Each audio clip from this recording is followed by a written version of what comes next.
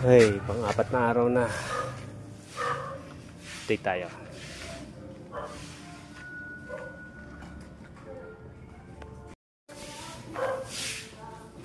Dami na ng ating panambak. Tambak ng panambak.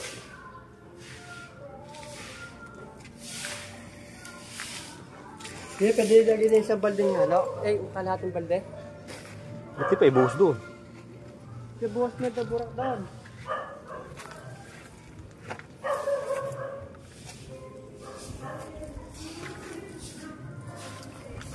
Ating pang-apat na poste.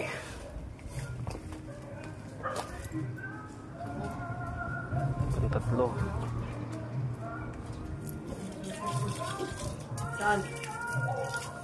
Doon, sa sulok doon. Lagyan ng konting graba. Nilagyan ko na ngayon. Sa sulok? Oo. Meron na? Oo. Diyan o. Poste. Kumuha ka ng plywood. Iharang mo doon sa kabila. Tapos ibuhos mo.